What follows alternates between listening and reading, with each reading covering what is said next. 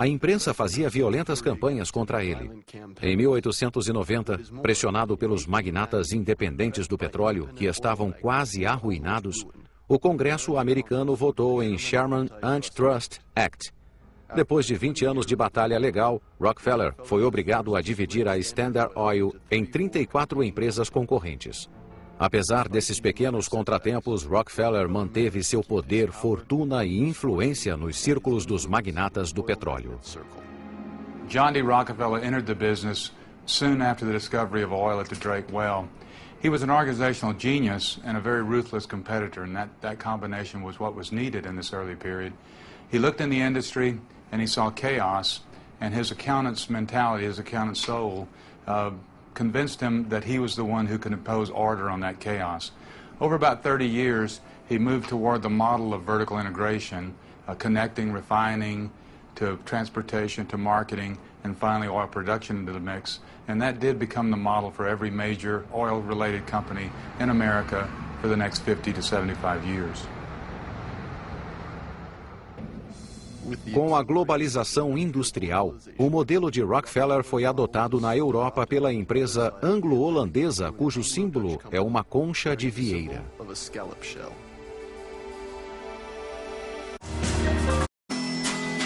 Seguir adiante. A Royal Dutch Shell nasceu do encontro de dois aventureiros, Marcus Samuel e Henry Detterding.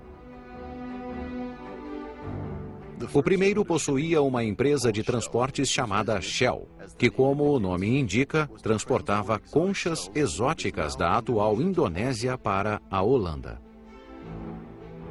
O outro dirigia uma pequena empresa de petróleo, a Royal Dutch, que explorava uma jazida perto de Sumatra. Depois de muita luta, os dois decidiram formar uma holding, a Royal Dutch Shell, em 1909.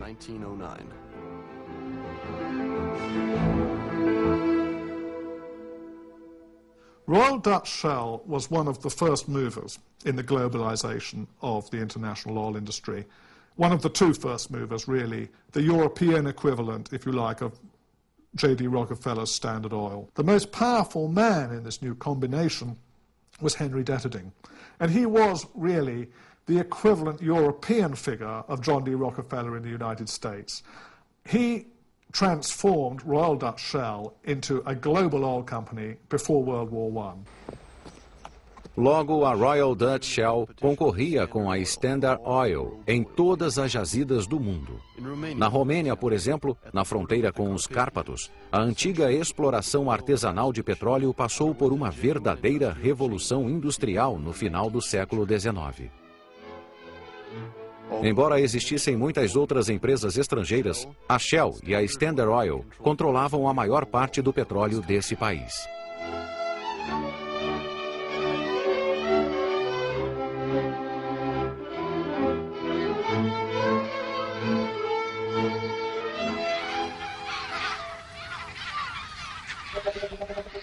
No Azerbaijão, na região de Baku, no Mar Cáspio, as grandes empresas travaram uma batalha tão feroz quanto o número de jazidas.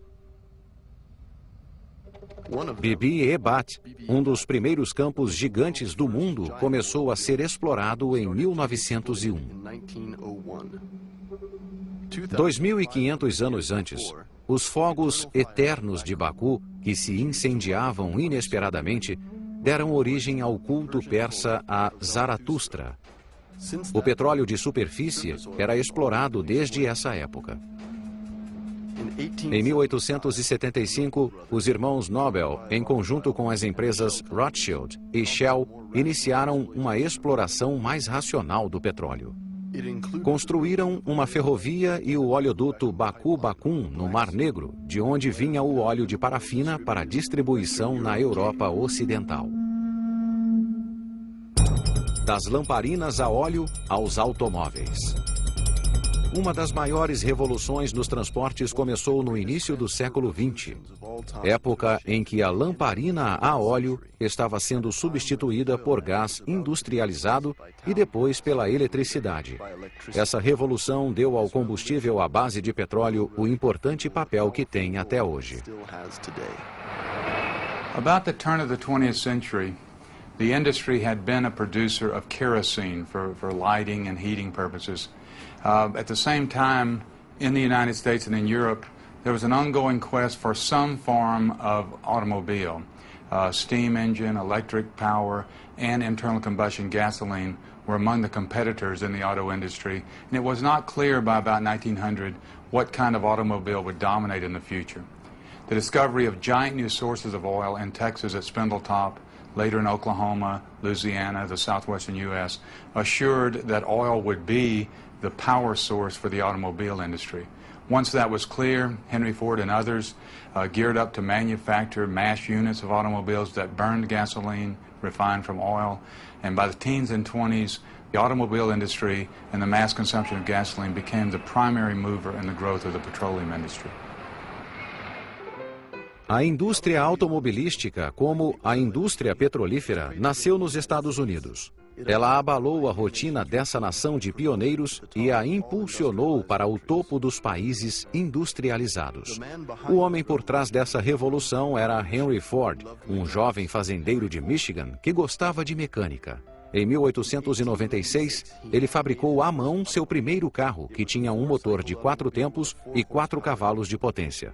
Ford logo percebeu o potencial inexplorado desse novo meio de transporte, que havia sido até então um objeto de luxo para os ricos. Seu sonho de um automóvel barato e popular ainda era impedido pelo alto custo de fabricação.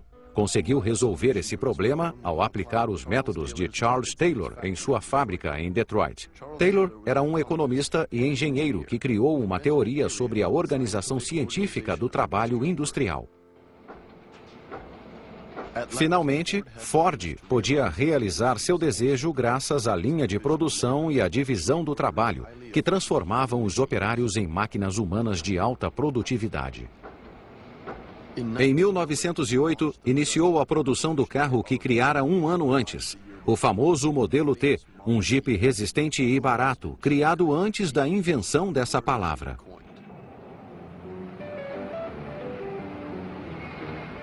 Em 15 anos, 15 milhões de modelos T foram vendidos em todo o mundo. Ele se transformou no símbolo da civilização do automóvel e provocou o triunfo do combustível à base de petróleo.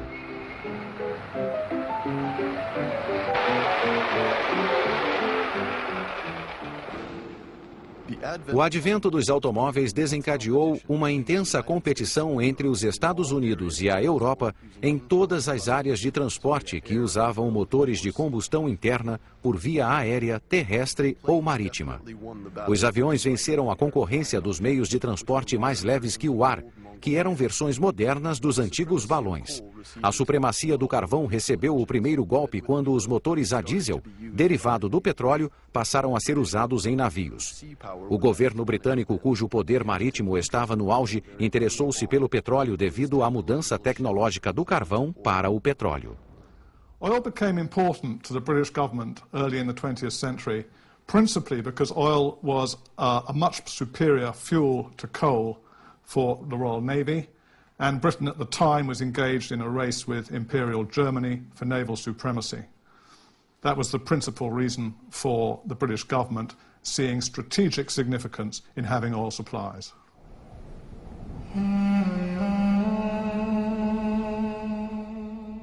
A Anglo-Persian Oil Company, atualmente British Petroleum, ou BP, foi o símbolo desse esquema político. A criação dessa empresa em 1901 parece uma história de aventura. No final do século XIX, Jacques de Morgan, um arqueólogo francês que fazia escavações na Pérsia, encontrou sinais de petróleo na fronteira com o Iraque. William Knox D'Arcy, um rico inglês que possuía minas de ouro na Austrália, interessou-se pela descoberta. Depois de o arqueólogo estudar o solo, D'Arcy obteve uma concessão de mineração do Chá da Pérsia, através do grão vizir, em troca de uma pequena soma em moedas de ouro.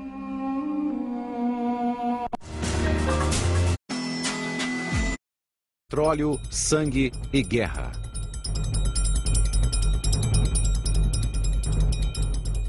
Alguns